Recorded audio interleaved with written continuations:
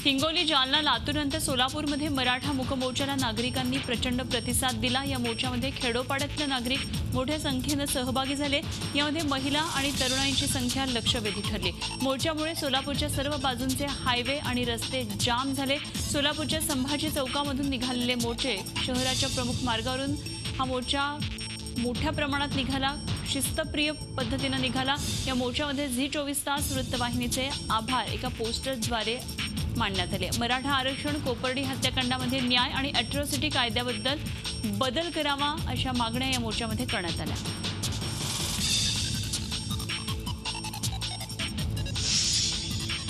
राज्यभर सुरू असलेल्या मराठा मोर्चाचं लोण आज मुंबईच्या वेशीवर पोहोचलं। मुंबईचं प्रवेशद्वार असलेल्या नवी मुंबईतून मराठा मूकमोर्चाला सुरुवात झाली। खारघर सेंट्रल पार्क ते सीबीडी कोकण भवनपर्यंत मराठा क्रांती मूकमोर्चाचं आयोजन करण्यात आलं।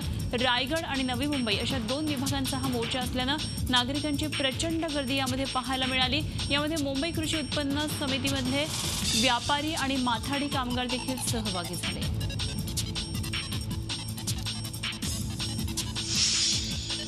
पाकिस्तानच्या दहशतवाद्यांनी केलेल्या उरी हल्ल्यावरून शिवसेनेचे पक्षप्रमुख उद्धव ठाकरे यांनी मोदी सरकारवर हल्लाबोल केला। मोदी सरकार हे पूर्ण बहुमतात आहे आणि त्यामुळे त्यांनी पाकिस्तानला जशास तसं उत्तर द्यावं असा टोला उद्धव ठाकरेंनी हाणलाय। जनतेनं मोठ्या आशेनं मोदींना एक हाती बहुमत दिलेलं आहे, त्यामुळे त्यांनी पाकवर कारवाई करण्याची मागणी केली। तर मराठा आरक्षण आणि अॅट्रॉसिटीवर विधिमंडळाचं विशेष अधिवेशन बोलवायला हवं अशीही मागणी त्यांनी केली। शिवसेनेची भूमिका मी तुम्हाला सांगितलेली आहे की मी व्यवस्थित मध्ये जे मी बोलतो आहे त्याच्यात पहिल्यांदा मी जे बोललेलो आहे की मराठा आरक्षण, अॅट्रॉसिटी याच्यावरती एक दिवसाचं एक विधिमंडळाचं अधिवेशन बोलून सर्व नेत्यांना तिकडे फ्लोअरवरती बोलायला भाग पडा। कारण नाहीतर होतं असं की बाहेर बोलल्यानंतर अंगलट आल्यानंतर तेच नेते मागे फिरतात। म्हणून कालसूर मी अग्रलेखात म्हटले की पवार साहेबांनी लोकसभेत भूमिका मांडावी आणि त्यांच्या सर्व पक्षाच्या नेत्यांनी, काँग्रेसच्या, मग आम्ही सुद्धा आलो त्याच्यामध्ये, विधिमंडळात भूमिका मांडावी। हवामान खात्यानं वर्तवलेल्या अंदाजाप्रमाणे आज सकाळपासून पूर्व विदर्भामधल्या भंडारा आणि गोंदिया जिल्ह्यामध्ये पावसानं दमदार हजेरी लावली। सकाळपासून रिमझिम पाऊस होता, मात्र काही तासामध्ये पावसाचा जोर वाढला। या दोन्ही जिल्ह्यामध्ये पावसाचा जोर कायम आहे। गेल्या 15 दिवसांपासून या दोन्ही जिल्ह्यात पावसानं दडी मारली होती, त्यामुळे धान उत्पादक शेतकरी चिंतेत होते। आता मात्र आज सकाळपासून पावसाला सुरुवात झाल्यानं शेतकरी सुखावलाय। गेल्या 1.5 महिन्यांपासून दडी मारलेल्या पावसानं पुनरागमन केलं आहे। आज शिर्डी परिसरामध्ये मुसळधार पाऊस झाला। परतीच्या पावसानं धुवाधार बॅटिंग केल्यानं रस्ते, ओढे, नाले अगदी तुडुंब भरून वाहू लागले।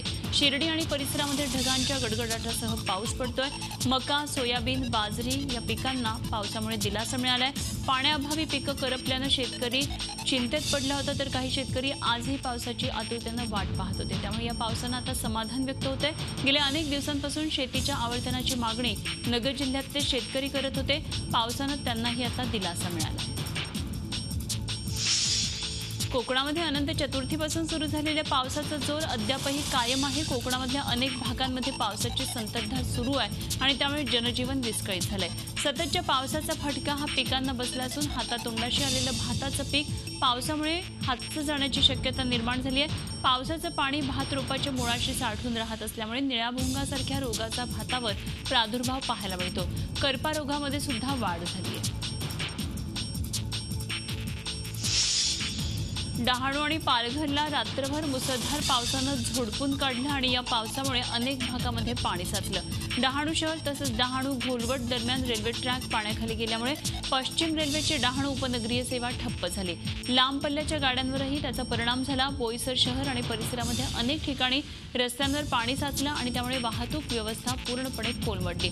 आता मात्र या भागामध्ये पावसानं विश्रांती घेतली आहे। पाणी ओसरायला देखील सुरुवात झाली। कुपोषणाचा आणखी एक बळी आज गेलेला आहे। जव्हारमधल्या एका कुपोषित बालकाचा नाशिक इथं पहाटे दुर्दैवी अंत झाला। बोगदरी ग्रामपंचायतीमधल्या रुईघर इथल्या राहुल काशीराम वाडकर या 2 वर्षाच्या बालकाला 19 तारखेला जव्हारच्या कुटीर रुग्णालयामध्ये दाखल केलं होतं। काल 20 तारखेला त्याला जव्हार इथनं नाशिकला उपचारासाठी दाखल करणं गरजेचं होतं। या बालकाला नाशिक इथं पाठवलं, मात्र बालकाची प्रकृती अत्यंत खालावलेली होती। आज पहाटे त्याचा नाशिक इथे मृत्यू झाला। महिला आणि बालकल्याण मंत्री पंकजा मुंडे यांनी कुपोषणग्रस्त मोखाड्याचा दौरा केला। गेल्या काही दिवसांमध्ये या भागात कुपोषणामुळे 3 बालकांचा मृत्यू झाला होता। या पार्श्वभूमीवर पंकजा मुंडे यांनी हा दौरा केला। काही दिवसांपूर्वी या गावामध्ये आदिवासी विकास मंत्री विष्णू सावरांचा दौरा झाला होता। या दौऱ्यामध्ये श्रमजीवी संघटनेच्या कार्यकर्त्यांनी गोंधळ घातला। पंकजा मुंडे यांच्या दौऱ्याच्या पार्श्वभूमीवर श्रमजीवी संघटनेच्या कार्यकर्त्यांना नोटीस बजावण्यात आल्या होत्या। तसंच जिल्हाधिकारी अभिजित बांगर यांनी जमावबंदी लागू केली होती। मात्र विरोधकांच्या वाढत्या टीकेनंतर जमावबंदीचा हा आदेश मागे घेण्यात आला।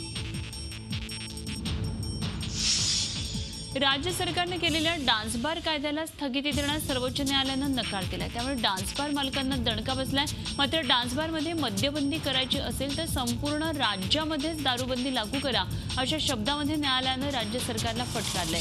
इंडियाना, एरो पंजाब आणि साई प्रसाद या 3 डान्स बारला आधीच्या नियमानुसार परवाने देण्याचे आदेश सर्वोच्च न्यायालयानं दिलेले आहेत। नव्या डान्स बार कायद्यामधल्या नियम आणि अटी जाचक असल्यामुळे कायद्याला स्थगिती देण्याची मागणी डान्स बार मालकांनी केली होती। तर कायद्यामध्ये नियम हे बारबालाच्या हिताचे आणि कायदा व सुव्यवस्था राखण्यासाठी गरजेचं असल्याचं महाराष्ट्र सरकारचा युक्तिवाद होता। आता यावर पुढची सुनावणी ही 24 नोव्हेंबरला घेण्यात येणार आहे।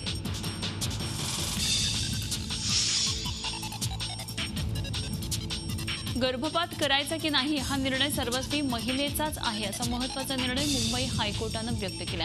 सध्याच्या नियमानुसार भारतामध्ये 20 आठवड्यापर्यंत महिलेला गर्भपात करता येतो, पण त्यासाठी 2 डॉक्टरची परवानगी आणि महिलेच्या पतीच्या परवानगीची गरज असते। जर महिलेच्या आरोग्याला किंवा गर्भाला इजा होणार असेल तरच गर्भपात केला जातो, पण अशा कुठल्याही कारणाशिवाय महिलेला गर्भपात करता यावा असं हायकोर्टानं म्हटलेलं आहे। व्ही.के. ताहिलियानी आणि मृदुला भाटकर यांच्या खंडपीठानं हा निर्णय दिलाय। तसंच हा अधिकार लिव्ह इन रिलेशनशिपमध्ये राहणाऱ्या महिलेलाही देण्यात यावा, असंही हायकोर्टानं म्हटलंय।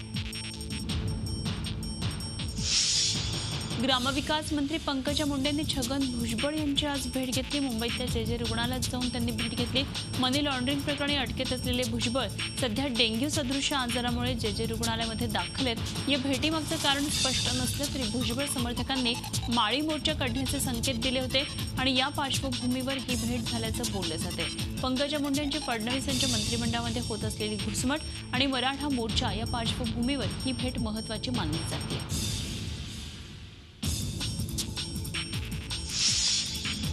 कोल्हापुरातल्या 10 पेक्षा अधिक सराफ व्यावसायिकांवर इन्कम टॅक्स विभागानं धाडी टाकल्या।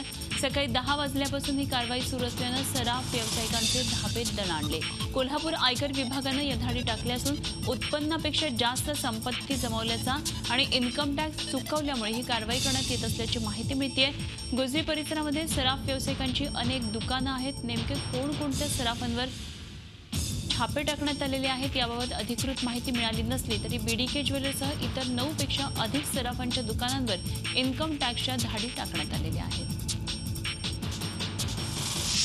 3.5 शक्तिपीठांपैकी महत्त्वाचं पीठ असणाऱ्या कोल्हापूरच्या महालक्ष्मी मंदिरामध्ये नवरात्र उत्सवाची जय्यत तयारी सुरू झाली आहे। मात्र महालक्ष्मी देवीच्या दर्शनासाठी येणाऱ्या भक्तांना शौचालयाची व्यवस्था नसल्यानं भक्तांमधून प्रचंड नाराजी व्यक्त होतीये। पश्चिम महाराष्ट्र देवस्थान समिती आणि कोल्हापूर महानगरपालिकेच्या अनागोंदी कारभारामुळे शौचालयाचा प्रश्न अजून सुटलेला नाहीये।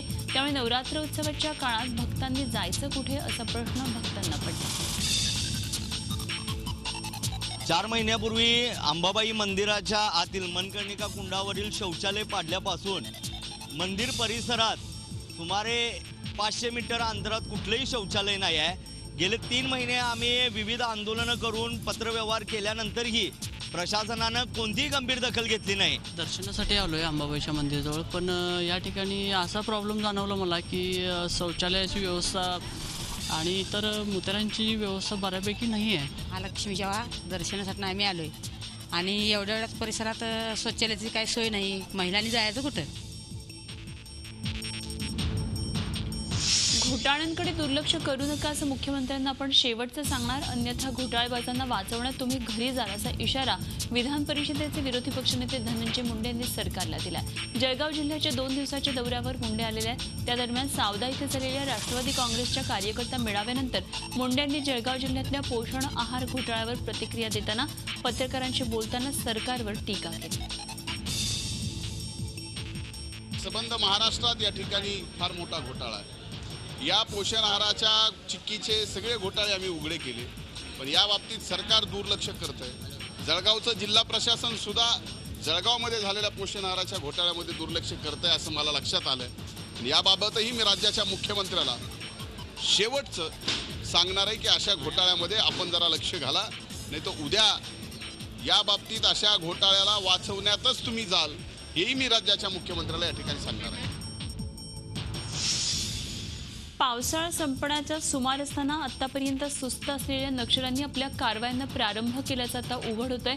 दक्षिण गडचिरोलीच्या एटापल्ली गट्टा मार्गावर हेडरी पोलीस मदत केंद्रापासून 2 किलोमीटरच्या अंतरावर नक्षल पत्रकं आणि बॅनर आढळलेत। यामध्ये नक्षल्यांनी 21 ते 27 सप्टेंबर बंद पुकारण्याचं आवाहन केलेलं आहे। नक्षली बॅनरमध्ये नक्षली संघटनेतल्या एरिया दरम पार्टीची 12वी वर्षपूर्ती देशभरात मोठ्या उत्साहानं साजरा करण्याचं सूचित करण्यात आलेलं आहे। तर दुसरीकडे जिल्ह्यामधल्या सिरोंचा पोलीस उपविभागाअंतर्गत येणाऱ्या पातागुडम हद्दीमध्ये पेडला जंगल परिसरामध्ये पातागुडम पोलीस पोस्ट चमू आणि देचलीपेठा किआरटी पथक संयुक्त नक्षल विरोधी अभियान राबवत असताना नक्षल्यांनी लपवलेला मोठा शस्त्रसाठा जप्त करण्यात पोलिसांना यश आलंय।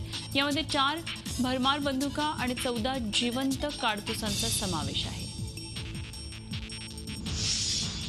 भाजप सरकारच्या दृष्टीनं अतिशय महत्त्वाकांक्षी असलेल्या नागपूर मुंबई या समृद्धी महामार्गाला शेतकऱ्यांचा विरोध हा दिवसेंदिवस वाढत असल्यानं या महामार्गातल्या अडचणी आता वाढ झालेली आहे। बुलढाणा जिल्ह्यातून जाणाऱ्या या महामार्गासंदर्भात शेतकऱ्यांशी चर्चा करण्यासाठी आलेल्या जिल्हाधिकाऱ्यांचा निषेध करत शेतकऱ्यांनी त्यांना परत पाठवलं असल्याची घटना बुलढाणा जिल्ह्यातल्या मेहकर तालुक्यातल्या साबरा इथं घडली। गावामधल्या 2 कुटुंबांमध्ये किरकोळ कारणावरून सुरू असलेला वाद मिटवणाऱ्या पाचोरा भाजपचे तालुका सरचिटणीस बन्सीलाल पाटील यांच्यावर 15 ते 20 सशस्त्र हल्लेखोरांनी तलवारीनं हल्ला केल्याची घटना जळगाव जिल्ह्यातल्या परधाडे गावात घडली। या हल्ल्यामध्ये बन्सीलाल पाटील यांच्यासह 11 लोक जखमी झालेत। रात्री गावामध्ये 2 कुटुंबांमध्ये किरकोळ कारणावरून वाद सुरू होता। हा वाद मिटवावा म्हणून गावातले माजी सरपंच असलेले बन्सीलाल पाटील यांनी मध्यस्थी केली। मात्र सकाळी त्यांच्यावर सशस्त्र हल्ला करण्यात आला। हल्लेखोर गुजरातमधल्या सुरत इथनं आले असल्याचं कळतंय।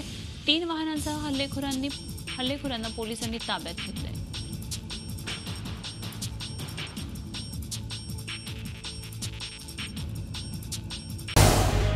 झी 24 तास रहा एक पाऊल पुढे।